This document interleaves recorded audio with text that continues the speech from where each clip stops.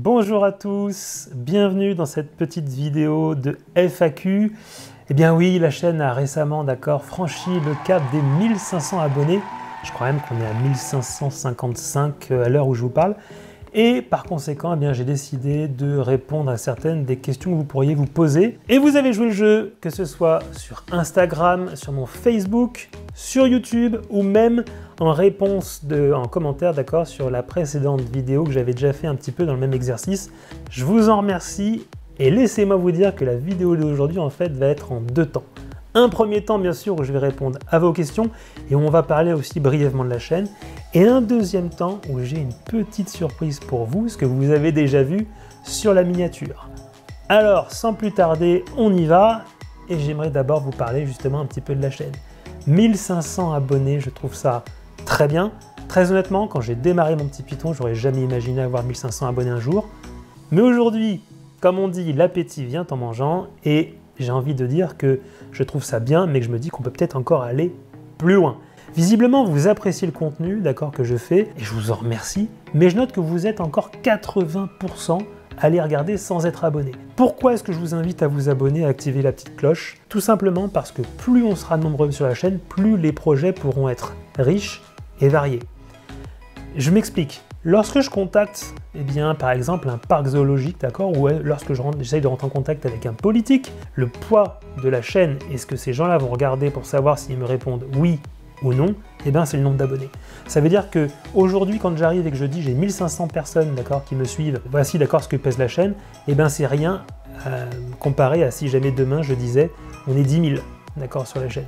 Donc abonnez-vous, je vous laisse 2 petites secondes pendant que je vais boire une petite gorgée de thé. Abonnez-vous à mon petit Python pour ceux pour qui ce n'est pas encore fait, c'est gratuit. Et croyez-moi, en plus de ça, moi ça me fait super plaisir parce que c'est un des moyens de savoir que mon travail vous plaît et que justement vous en êtes content. Je bois une gorgée de thé, vous cliquez sur s'abonner, on se retrouve juste après pour la FAQ.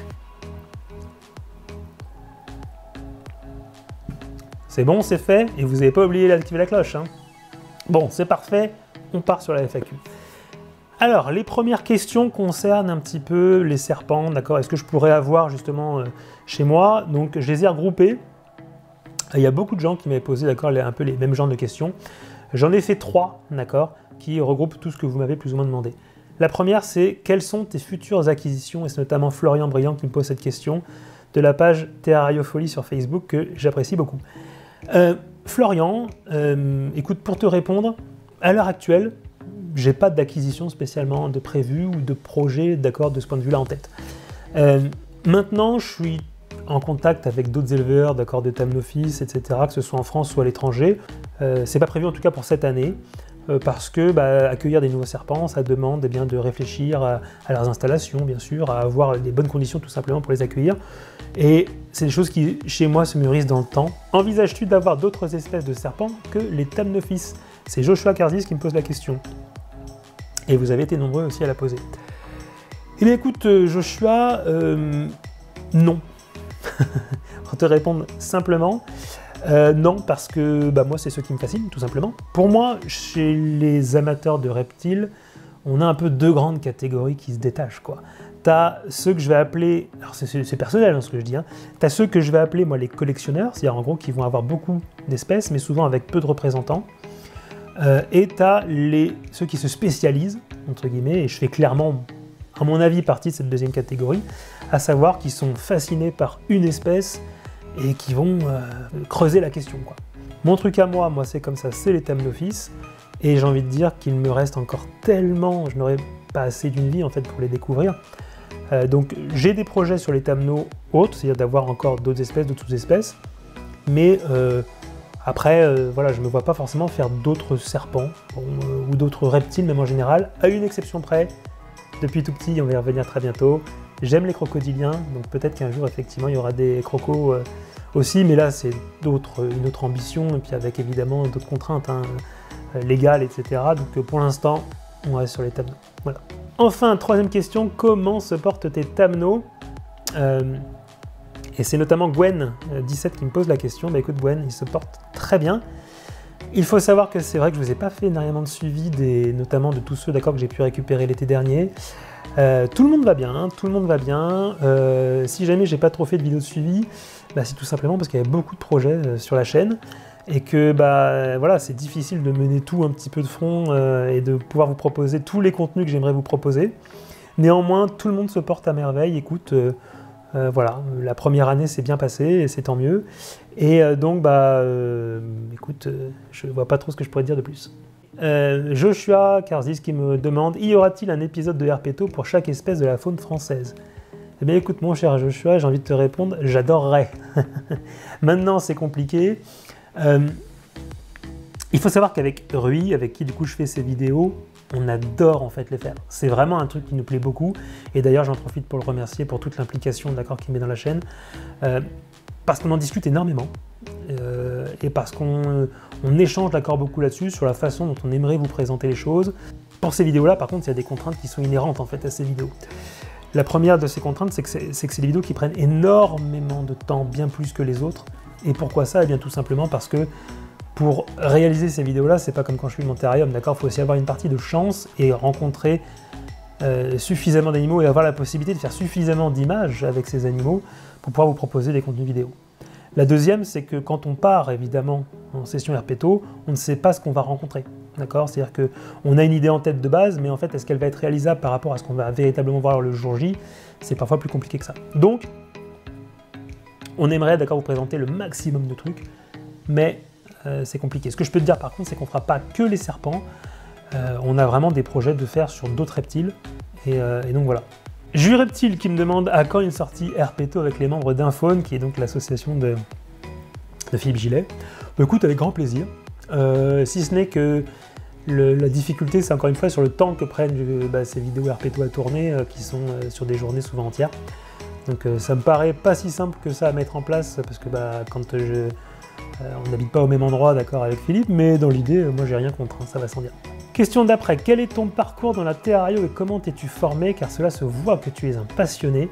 Félicitations pour ton travail en décalage avec les autres chaînes. C'est Slayas qui me pose la question. Bah écoute Slayas, je te remercie déjà pour ces compliments et ta question. Alors, je vais essayer d'éviter de faire trop long et en même temps de te donner quelques informations qui pourraient t'intéresser. La première chose qu'il y a à dire, c'est que je me considère comme étant quelqu'un avec un profil assez lambda, finalement, assez courant en fait dans la terrario. Et mon parcours, pour te le décrire, et éviter d'être trop long, justement, je vais le faire en 5 étapes. La première de ces étapes, c'est celle que je nommerais mon éveil, en fait. Je suis né dans les années 80, et donc ce dont je te parle comme période de l'éveil, là, d'accord, c'est la fin des années 80 jusqu'à mi-année 90. C'est donc la période de mon enfance, et en fait, pourquoi l'éveil? Tout simplement parce que là où les autres regardaient, d'accord, des dessins animés, type Batman, tout ça, moi j'étais à fond dans les documentaires animaliers, et il y en avait certains qui ressortaient un peu plus que d'autres, quoi. On a souvent un point commun, d'accord, avec tous ceux qui aiment les serpents dits piscivores ou semi-aquatiques, etc.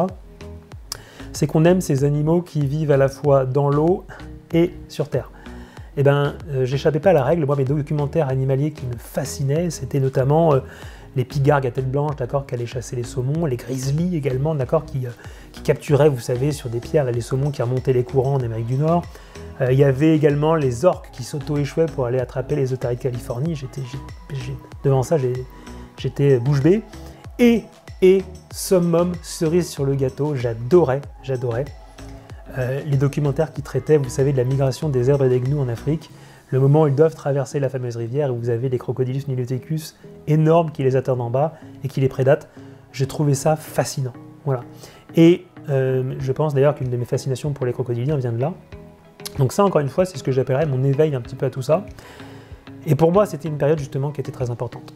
Autre chose, durant cette période-là, quand j'étais petit, j'ai eu la chance de vivre dans une famille, d'accord, qui a toujours eu des animaux à la maison. Pas des reptiles, ça c'est moi qui les ai rapportés, mais on avait du coup un éveil quotidien aux animaux, et puis on allait aussi régulièrement dans des zoos, des choses comme ça, pour découvrir ces animaux-là. Et je tiens du coup ici à dire aussi toute l'importance que ça peut avoir pour les enfants, selon moi, de découvrir les animaux dans ces cadres-là. Ensuite de ça, on passe à la deuxième période qui est celle de la découverte, un petit peu de la mise en pratique. Et cette fois-ci, du coup, donc on est mi-90 au niveau des années jusqu'à mi-2000, quoi, à peu près. Et si jamais justement je vous parle de cette période-là de temps, c'est pour bien comprendre qu'on n'est pas du tout dans les conditions qu'on a aujourd'hui. Je m'adresse ici notamment aux plus jeunes qui pourraient regarder cette vidéo. Il faut bien comprendre que le monde dans lequel je vous parle, là, qui est pourtant pas si vieux que ça, mais qui paraît déjà être à une éternité, c'est un monde où il n'y a pas Internet pour trouver des informations, d'accord ?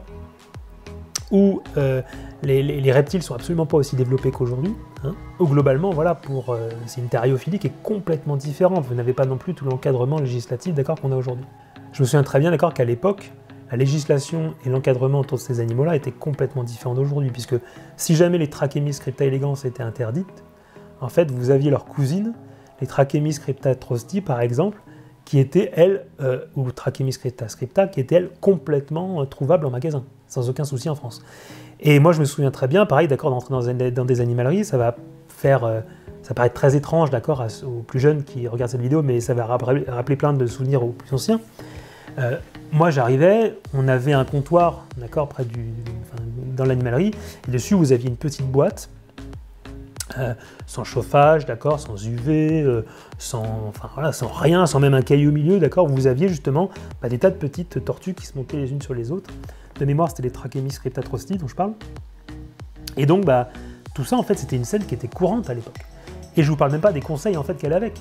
Les conseils, d'accord, des vendeurs en animalerie, c'était justement la tortue, quels sont ses besoins, vous la mettez dans un bac d'eau, là, comme on a nous, un caillou, et puis globalement vous lui donnez des gamarus, vous savez, ces petites crevettes un peu séchées qui sont en fait très très lacunaires en beaucoup de choses. Et j'ai commencé comme ça. J'ai commencé comme ça parce qu'encore une fois, à l'époque, vous n'aviez pas des informations. Moi, j'habitais dans une petite ville de province dans le Nord, et globalement, voilà, c'était comme ça que ça se passait, quoi. Et j'ai donc élevé tout d'abord des tortues, alors donc des Trachémys crypta trosti, même si à l'époque, elles étaient vendues sous le nom de tortue d'eau, hein. C'est qu'après que j'ai découvert l'espèce que c'était. Donc là, j'ai acheté, d'accord, des tortues petites en animalerie. Ça valait 10 francs à l'époque, quoi. Et dans le même temps, en fait, je récupérais des grosses tortues Trachémys crypta elegans, vous savez, les fameuses tortues florides à tempe rouge, parce que j'avais un membre de ma famille qui bossait dans la protection des oiseaux, qui du coup était parfois appelé pour récupérer aussi ce genre d'animaux. Donc plutôt que de les euthanasier à l'époque, il me les repassait. Et c'est vrai que j'ai commencé comme ça à avoir 10 tortues, à peu près. Le tournant de tout ça, de cette mise un petit peu à l'épreuve, ça a été justement quand je suis arrivé en seconde, l'été de ma seconde. On creuse un bassin dans la famille, et toujours pareil, hein, d'accord, on demande aux vendeurs en animalerie, qui sont nos références, d'accord, de compétences, on leur demande, il y a deux questions qu'on se pose, c'est un, si jamais on met les tortues avec les poissons, est-ce qu'il va y avoir de la prédation? Et deuxièmement, si jamais on fait ça, du coup, est-ce que les tortues passeront l'hiver? Et aux deux questions, on nous répond oui. Bon, résultat, on a fait le bassin, on a mis les tortues avec les poissons. Évidemment qu'il y a eu de la prédation, vous doutez bien, d'accord, que c'était cadeau pour des tortues de Floride qui avaient connu la nature, d'accord, de prédater des poissons qui avaient connu que la captivité. Et deuxièmement, eh bien, les tortues, dès le premier hiver, sont toutes passées à patresse. Et donc, ça fait que c'est un truc moi, qui m'a beaucoup marqué. Parce que, voilà, de voir comme ça mes 10 tortues mourir, parce qu'on nous avait mal conseillé, etc., ça a été une véritable étape marquante, quelque chose qui m'a profondément secoué. Ça a mené chez moi la troisième étape, à savoir la pause. Il se trouve que en plus je partais aux études, et que donc voilà, j'ai décidé d'arrêter en fait, d'accord, la Terrario à ce moment-là, momentanément, parce que tout simplement, je voulais pas revivre ça, quoi. Ça nous amène ensuite donc à la quatrième période, qui est celle de, je dirais, ma reprise, un petit peu. Donc ça, c'est quand je termine mes études, je rentre dans la vie active, j'ai donc un salaire, et donc je me dis, je vais pouvoir me relancer un petit peu là-dedans, parce que ça me plaît bien. Et à ce moment-là, eh bien, le choix le plus simple pour moi, en fait, c'est de repartir sur ce que je connais déjà un tout petit peu, à savoir les fameuses tortues d'eau. Et là, je vois le monde a évolué, d'accord, on est plusieurs années après, Internet s'est développé, vous avez des contenus dessus, vous avez également, d'accord, justement la législation qui a changé, et en fait je me rends compte que le monde n'est plus du tout le même, et tant mieux, moi j'en suis ravi, parce que du coup ça me permet de commencer à bosser véritablement, d'accord, mon projet tortue, et de me dire, voilà, je vais faire les choses bien cette fois-ci, et en même temps ça va m'amener ça à faire une autre erreur qui sera formatrice. Je m'explique, je cherche donc énormément d'informations, c'est un projet que j'ai mûri pendant des mois et des mois, ça c'est moi qui suis toujours comme ça, et je me dis, il faut que je trouve une espèce facile, parce que j'ai encore en mémoire, d'accord, tout ce qui a pu m'arriver. Et donc je me dis, il faut que je trouve une espèce qui soit facile, qui ne grossisse pas trop, parce que je sais ce que ça peut être aussi une grosse Trachémys, et que je puisse du coup garder éventuellement dans un bac en intérieur. pour lui fournir vraiment tous les besoins qu'elle nécessitera. Et donc je pars en fait sur une espèce qui est la Sternotherus carinatus, qui sont donc des petites tortues, d'accord, ça devient vraiment pas gros, et qui est très facile de maintien. Et c'est là en fait l'erreur, parce que ces tortues-là sont effectivement très faciles de maintien, mais n'offrent pas, pour moi, selon mes goûts à moi en tout cas, n'offre pas des capacités d'observation, d'accord, que je recherche aussi chez les animaux. Ce sont les tortues, d'accord, marcheuses, qui font pas énormément de mouvements, et voilà. Bref, donc je prends néanmoins, d'accord, ces Sternotherus, et eh bien, je commence, d'accord, en plus je les ai gardés plusieurs années, voilà, donc, très très vite, en fait, en faisant des recherches sur les Sternotherus, je tombe sur les Thamnophis. Et là, je me rends compte quand c'est ça que je veux, quoi. Je veux dire, on a des couleuvres magnifiques que je trouve élancées, racées, magnifiques avec les couleurs, avec des comportements, d'accord, qui sont annoncés comme étant variés, etc. Et puis en même temps, il n'y a pas non plus énormément de choses dessus. Et donc, je me dis, bah voilà, c'est là-dessus que je pense j'aimerais passer, et je me rends compte que j'ai les Sternotherus, mais qu'en fait ma fascination elle est véritablement pour ces Thamnos. C'était hors de question pour moi néanmoins de me débarrasser au tout venant, d'accord, de mes Sternotherus, donc j'ai trouvé une personne capacitaire dans les tortues qui les a récupérées, et j'ai pu lancer mon projet Thamnophis. Et donc je commence en France à essayer de rechercher, j'achète de la littérature là-dessus, donc c'est la 5e étape là dont je te parle.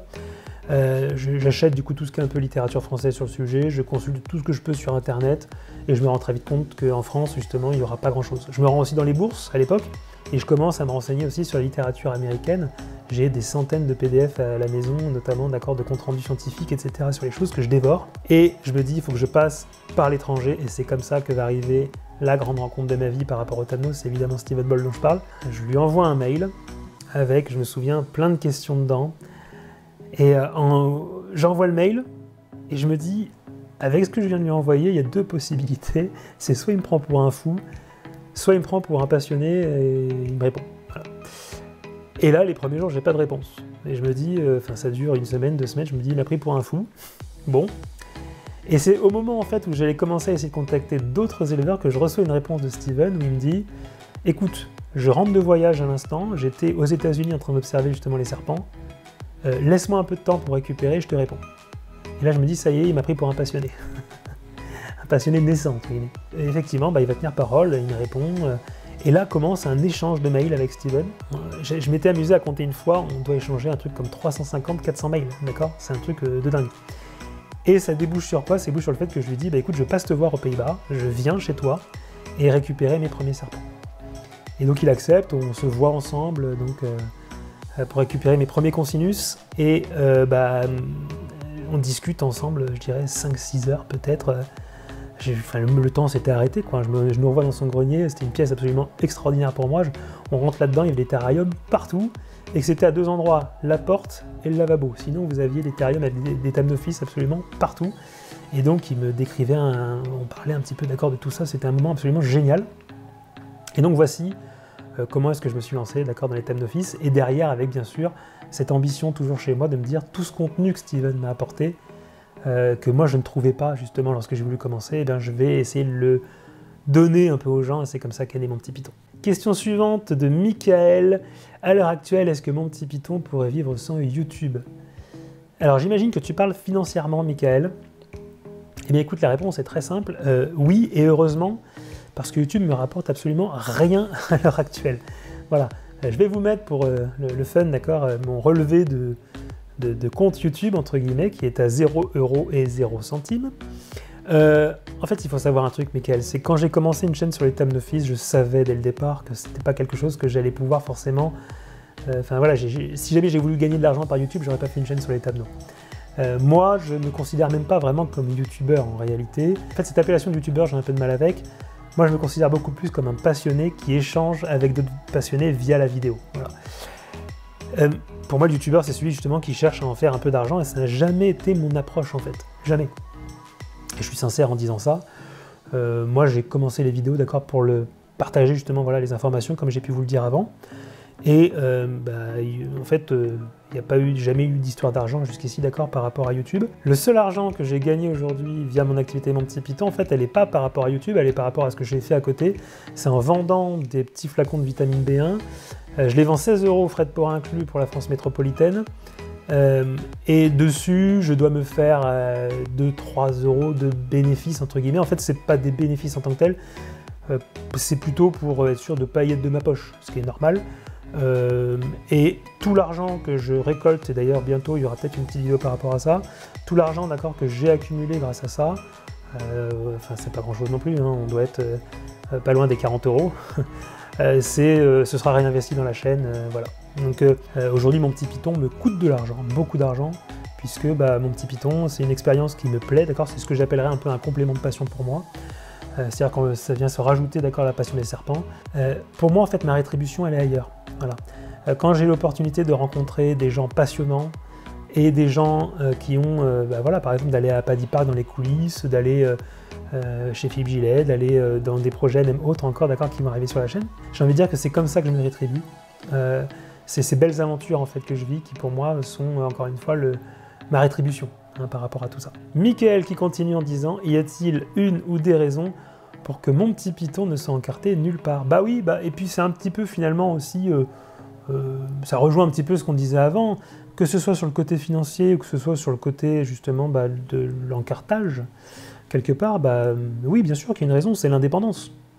Aujourd'hui, vous vous doutez bien que la question forcément se pose par rapport aux vidéos que j'ai pu sortir sur justement toutes les législations qui nous entourent.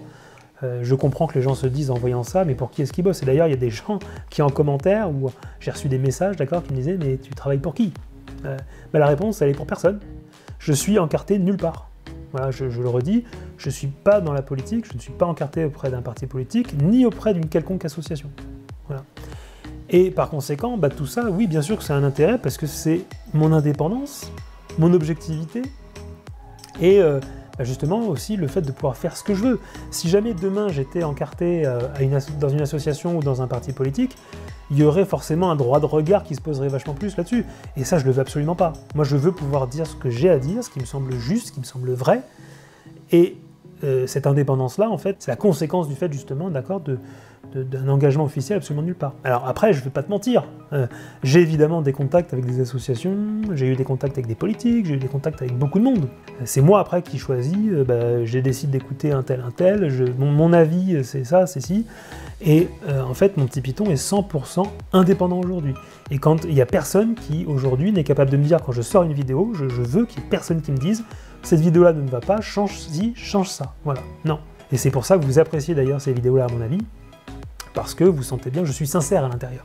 J'ai dû mettre un peu la pause parce que c'est des vidéos qui demandent énormément de préparation en amont, énormément de, vous vous doutez bien, d'accord, de recherche, etc. et qu'en ce moment j'ai pas trop le temps, mais ça va revenir sur la chaîne. Étant plutôt spécialiste du monde des serpents, que pensez-vous de l'élevage en RAC?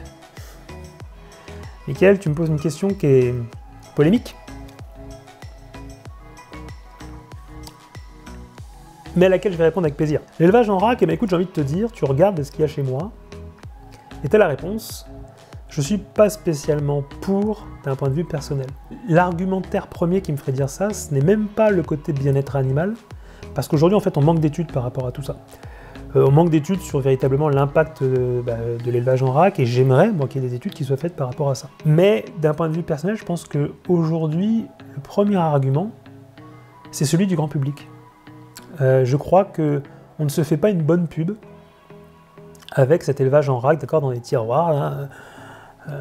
Quand des gens qui sont extérieurs à notre milieu, qui déjà parfois ont du mal avec l'idée de se dire la personne chez qui je vais a des serpents chez elle ou d'autres animaux, d'accord, si en plus ils sont présentés comme ça dans les tiroirs, je trouve que c'est pas forcément ce qu'il y a de plus efficace pour mettre en valeur notre passion. Maintenant, et parce qu'en tout cas, il faut éviter, d'accord, d'être trop manichéen, de voir les choses tout noir ou tout blanc, je crois que en réalité c'est une discussion qui va bien au-delà de tout ça. Et qu'on devrait se poser justement les questions du élevage en RAC, oui ou non, dans quelles conditions. Je pense que la question se pose différemment pour ce qui est par exemple d'accord des animaux qu'on va récupérer en sauvetage. Il se trouve que les refuges, d'accord, qui vont pouvoir les accueillir à l'heure actuelle n'ont pas forcément la place de tout mettre en terrarium. Ok. Est-ce que dans ces conditions-là, on ne peut pas dire on accepte les RAC? À mon avis, c'est une question qui doit se poser. Deuxième exemple, d'accord, pour les éleveurs professionnels, la question se pose aussi. Quelle est la différence entre un professionnel et un amateur sur l'élevage en RAC? C'est les contrôles notamment, d'accord.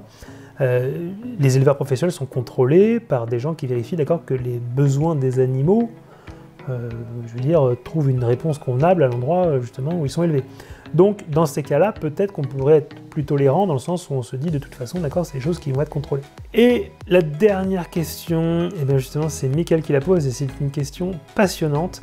Quel est votre avis sur le fait qu'aujourd'hui, malgré l'émergence du parti animaliste, aucun projet fédérateur d'éleveurs passionnés n'en soit réellement ressorti, qu'il n'y ait pas eu la naissance d'un genre de fédération comme aux États-Unis? Mickaël, deuxième question polémique, mais qui est fascinante, qui est passionnante et qui doit nous questionner, justement. C'est un constat qui est implacable. Depuis, ça fait des années en fait qu'on parle de ces projets de fédération. Moi j'ai toujours entendu parler de ça, et ça n'a jamais vu le jour. Alors, il faut se demander pourquoi, et essayer d'apporter les bonnes réponses. Il serait évidemment intéressant que l'on puisse se fédérer à l'échelle de la thériophilie. Maintenant, je vais être très franc avec toi Mickaël, je n'y crois pas trop, à l'heure actuelle, à l'échelle de la thérario. Je m'explique. Il faut déjà se poser la question du pourquoi la fédération. Et la réponse, là, elle est assez évidente, c'est qu'aujourd'hui, encore une fois, on se retrouve attaqué, et que d'être fédéré nous permettrait d'être le plus grand nombre possible comme ça derrière une entité, visant à être représentative auprès des instances qui légifèrent pour aller dans notre sens. Une fois que ce constat-là, il est fait, il faut se poser, à mon avis, 3 questions qui sont inhérentes à cela. La première, c'est celle justement de fédérer à quelle échelle? Et est-ce qu'on peut se fédérer aujourd'hui dans la thériophilie? La deuxième, c'est quelles sont les méthodes à mettre en place pour notre combat? Et la troisième, c'est celle des représentants. C'est en gros, on a les méthodes, on sait où on va, contre qui est-ce qu'on se bat, qui est-ce qu'on met en place pour ça. Et aujourd'hui, à mon avis, sur ces 3 points, de mon point de vue, de ce que j'en ai vu, de ce que j'en ai compris, on est un peu à l'ouest. Et assez immature dans le terme de la thérario. Je reviens sur le premier. Comment se fédérer, à quelle échelle? Je ne crois pas à la fédération au niveau des thérariophiles purs, parce que comme je l'ai dit, en fait, ça n'a jamais eu lieu. Moi, je compare souvent, d'accord, notre passion au petit village gaulois d'Astérix, c'est-à-dire qu'on adore, dans la thérario, se taper dessus. Ça pourrait venir à l'origine du fait que, vu qu'on a des animaux un peu atypiques, un peu hors du commun, on regarde en fait ce que font les autres, avec systématiquement du jugement et de la critique. Et en fait, ça fait que chacun fait un petit peu dans son coin, et craint un petit peu justement la critique des uns des autres. Et c'est pas comme ça qu'on avance. Et c'est sûrement pas comme ça qu'on fédère. C'est-à-dire que quand vous avez un tel qui, en se mettant en avant, va se prendre une volée de bois vert, c'est évidemment pas comme ça, d'accord, que vous allez avoir des représentants qui vont émerger et ni qui vont fédérer derrière eux. C'est un de nos défauts. Et je compare ça du coup au petit village gaulois d'Astérix parce que ça me rappelle le niveau de maturité, vous savez, que vous avez entre le forgeron et le poissonnier, quoi. C'est-à-dire, il y en a un qui dit ton poisson il est pas frais, et ça déclenche des querelles sans cesse, quoi. On est un peu comme ça. Voilà. Deuxième chose, c'est jusqu'où fédérer. Parce qu'une fois qu'on dit, qu'on fait le constat qu'on ne peut pas tellement fédérer dans la thérario en tant que telle, il faut ouvrir les portes. Et c'est de toute façon très intéressant d'ouvrir les portes. Pourquoi? Parce que quand vous allez avoir des politiques, quand vous allez voir tout ça, le grand nombre sera toujours un avantage. La politique, encore une fois, c'est le fait de pouvoir s'allier sous l'emblème d'un plus grand dénominateur commun, et donc par conséquent d'identifier notamment là ceux qui nous en veulent et qui nous attaquent. C'est ça notre plus grand dénominateur commun. Ce sont les animalistes en fait, extrémistes, qui veulent que nos passions, et je ne parle pas que de la thérario là, disparaissent. Et à partir de ce moment-là, il faut bien comprendre qu'il faut accepter de se dire, à mon avis, plus on sera nombreux, plus on sera fort, et donc d'aller ouvrir les portes et discuter, de sortir de simplement la thérario. Concrètement, il faut qu'on soit capable de parler avec tous ceux qui aujourd'hui partagent ce point commun, donc là, avec nous, d'être détestés des animalistes. Il faut pouvoir discuter, et il faut pouvoir avancer ensemble.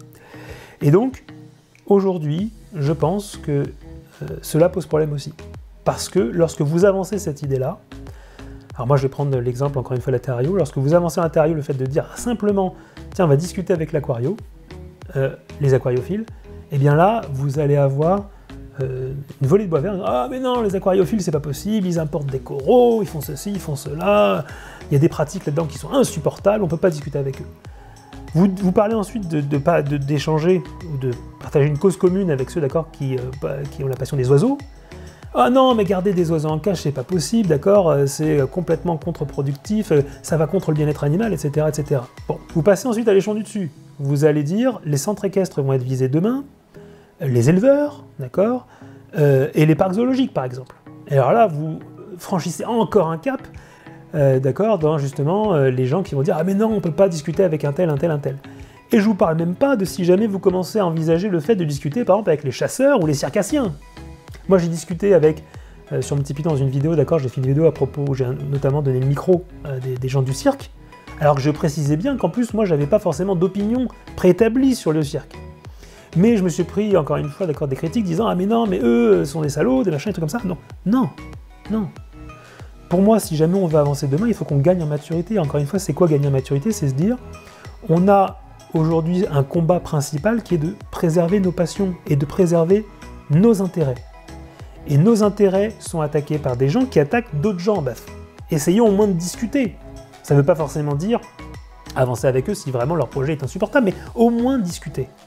Au moins échanger, au moins partager, et au moins essayer de se regrouper, peut-être derrière une bannière visant, encore une fois, à préserver l'essentiel. À mon avis, la bonne solution aujourd'hui, ce n'est pas de penser quelque chose à l'échelle de la thériophilie, c'est d'aller directement un peu plus haut et qu'on mette des représentants de la thériophilie au sein d'organisations qui sont un peu plus généralistes pour que justement on regroupe via ces associations-là un plus grand nombre de personnes et qu'on soit représentatif. Tout ceci m'amène à évoquer la question, d'accord, notamment des gens à mettre en place. Et là, encore une fois, je pense qu'il y a une immaturité qui est chez nous. Moi, je vois souvent, d'accord, sur les profils, enfin, dans les discussions, d'accord, sur les réseaux sociaux, etc., des gens qui disent « il faut qu'on soit représenté par un tel ou un tel ». Et en fait, à mon avis, le casting des représentants n'est pas le bon, souvent. Souvent, les gens citent les plus grands passionnés qu'on puisse connaître. Alors, c'est des gens très bien, d'accord, moi, j'ai rien contre ça, mais en fait, le profil, il faut bien penser que les profils là qui vont être pour nous défendre, ce ne sont pas forcément les plus grands passionnés de reptiles, parce que quand vous allez voir, pour essayer de convaincre un politique, un député, un sénateur, un maire un peu influent, que vous essayez comme ça de discuter, ou même que vous avez des interventions médias en fait à faire, là, il faut être, à mon avis, sur des profils encore différents. Parce que lorsque vous allez voir un député, il n'en a rien à faire que vous soyez capable de lui parler, excuse-moi, je vais être un peu cash, mais que vous soyez capable de lui décrire l'œil pariétal chez Iguana Iguana. D'accord? C'est pas ça qui l'intéresse. Lui, ce qui l'intéresse, c'est d'avoir quelqu'un, d'accord, qui soit capable eh bien, d'être représentant d'une grande masse de personnes. Et pour le coup, les gens très compétents qui sont souvent cités comme étant mis en avant, moi je les vois bien plus comme des gens capables de fournir derrière un travail de spécialiste alimentant justement des gens qui seraient eux capables d'aller les porter devant les représentants. Mais ces représentants-là, il faut qu'ils soient beaucoup plus des profils, à mon avis, à aimer faire des déjeuners, à aimer être capable de se rendre disponible, d'accord, sur certains moments de l'année, d'accord, pour assister à des, que sais-je, à des garden parties, à des réunions publiques, à justement des événements organisés par certains élus. C'est ça en fait qu'il faut qu'on fasse. Et eux-mêmes d'être capables d'organiser ces événements-là, voilà, où ils pourraient inviter des élus. C'est exactement ça qu'il faut qu'on fasse. Voilà, Mickaël, pour ta réponse. Elle est à la fois optimiste et pas très optimiste. Pas très optimiste dans le sens où je ne crois pas des masses aujourd'hui à la capacité dans la thériophilie purement et simplement de créer quelque chose. Mais par contre, je pense que sur une échelle un peu plus globale, un peu plus haute, on peut peut-être, via des structures existantes déjà, qui font du bon travail, je peux citer Pronatura, je peux citer Agir Espèce par exemple, d'accord, des gens qui sont mobilisés justement, mais à une échelle un peu plus grande que la Terrario. Je pense que peut-être que notre destin passera plus par là. Et donc maintenant, nous, il faut qu'on réussisse justement à investir aussi ces endroits-là. Je sais qu'il y a des terrariophiles, d'accord, qui sont impliqués un peu dans ces associations, qui voilà, feront peut-être plus avancer les choses et qui sont plus avancés en tout cas à l'heure actuelle que la terrariophilie en tant que telle. Voilà. Merci à tous d'avoir suivi cette FAQ et bien pour vos questions. J'espère que j'ai bien répondu, que ça vous aura intéressé, que je n'aurai pas été trop long ni rébarbatif. Je vous avais promis une petite surprise en fin de vidéo justement pour tous ceux qui en sont encore ici. Et bien écoutez, ça tombe bien, je vous la propose tout de suite. Les amis, chose promise, chose due, la voici la surprise. Alors vous vous dites, mais qu'est-ce qu'il y a dans cette petite Phonabox? Eh bien, j'aimerais rebondir sur une des questions que vous m'avez posées, d'accord, dans la FAQ, qui était de savoir si jamais j'avais des nouvelles acquisitions de prévues. Des acquisitions, je vous ai dit, pas dans l'immédiat. Mais sachez une chose, c'est que j'ai eu de la reproduction, et que par conséquent, eh bien voilà, j'ai des petits qui sont actuellement dans cette fauna. Combien sont-ils? De quelle espèce? Je ne vais pas encore vous le dire, d'accord?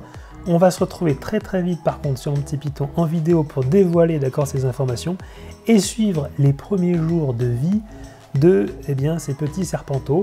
Ça va être, d'accord, des vidéos qui vont venir de façon assez nombreuse, évidemment, sur la chaîne dans les semaines qui viennent. D'ici là, n'oubliez pas, si vous voulez suivre ces vidéos, de vous abonner, bien sûr, et d'activer la cloche des notifications. Moi, en attendant, je vous dis à la prochaine. Merci pour votre fidélité. Merci pour votre soutien. N'oubliez pas de vous abonner, d'accord, justement pour soutenir la chaîne. Et moi, je vous retrouve très bientôt pour parler notamment de tous ces petits bébés. Je vous dis à très très vite. Ciao à tous. Bye bye.